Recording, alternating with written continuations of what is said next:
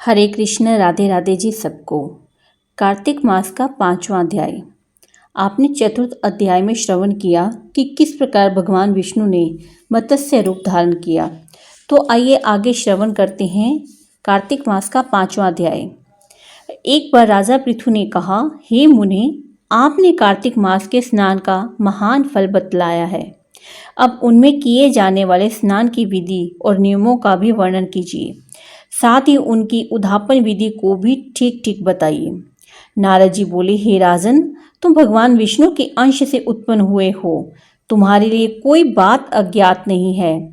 तथापि तुम पूछते हो, इसलिए मैं कार्तिक के परम उत्तम महात्म्य का वर्णन करता हूँ।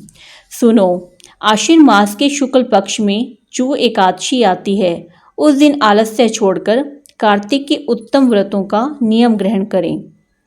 व्रत करने वाला पुरुष पहर भर रात बाकी रहे तभी उठे और जल सहित लोटा लेकर गांव के बाहर नैऋत्य कोण की ओर जाए।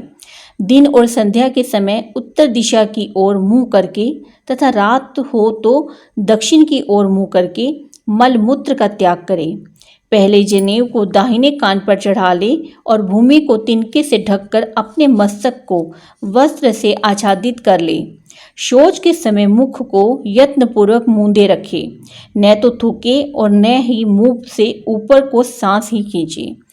मल त्याग के पश्चात गुदा भाग तथा हाथ को इस प्रकार धोए जिससे मल का लेप और दुर्गंध दूर हो जाए। इस कार्य में आलस्य नहीं करना चाहिए। 5 बार गुदा में, 10 बार बाएं हाथ में और लिंग पर 1 बार, 3 बार बाएं हाथ में और 2-2 बार दोनों हाथों में मिट्टी लगाकर धोएं। यह गृहस्थ के लिए शौच की विधि बताई गई है।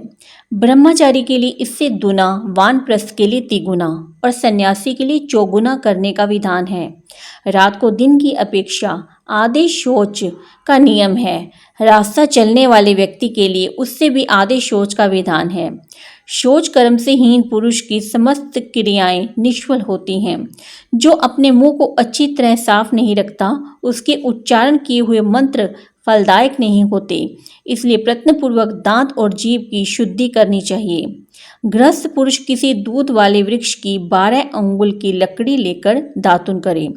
दातुन करने के पहले वनस्पति देवता से इस प्रकार प्रार्थना करें, हे वनस्पति, आप मुझे आयु, बल, यश, तेज, संतति, पशु, धन, ब्रह्म ज्ञान और स्मरण शक्ति प्रदान करें।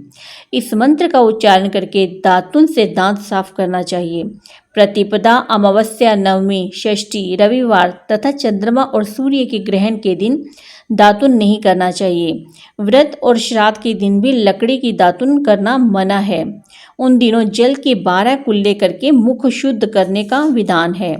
कांटेदार वृक्ष, कपास, सिंधुवार, ब्रह्म वृक्ष, बरगद, एरंड और दुर्गंध युक्त वृक्षों की लकड़ी को दातुन के काम में नहीं लेना चाहिए।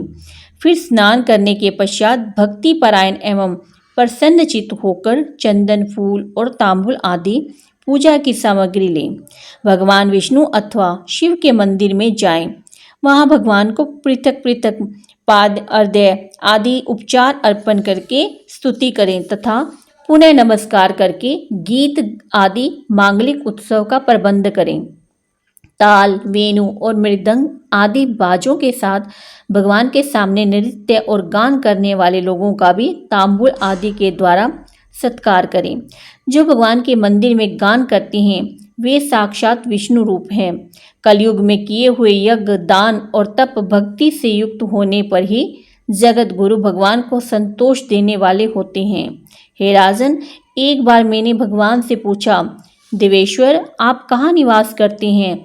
तो वे मेरी भक्ति से संतुष्ट होकर बोले, नारद, न तो मैं वैकुंठ में निवास करता हूँ और न ही योगियों के हृदय में। मेरे भक्त जहाँ मेरा गुणगान करते हैं वही मैं वास करता हूँ। शीरीष, उन्मत्त, गिरिजा, मल्लिका, सेमल, मदार और कनेर के फूलों से तथा अक्षतों के द्वारा श्री विष्णु की पूजा नहीं करनी चाहिए। जवा, कुंद, सिरस, जूही, मालती और केवड़े के फूलों से श्री शंकर जी का पूजन नहीं करना चाहिए। लक्ष्मी, पार्वती की इच्छा रखने वाला पुरुष तुलसी दल से गणेश जी का, दुर्वा दल से दुर्गा का तथा अगस्त्य के फूलों से सूर्य देव का पूजन न करें। इस प्रकार पूजा विधि पूर्वक करके देव देव भगवान से क्षमा प्रार्थना करें। देवेश्वर देव, मेरे द्वारा किए गए आपके पूजन में जो मंत्र विधि और भक्ति की न्यूनता हुई हो वह सब आपकी कर्म कृपा से पूर्ण हो जाए।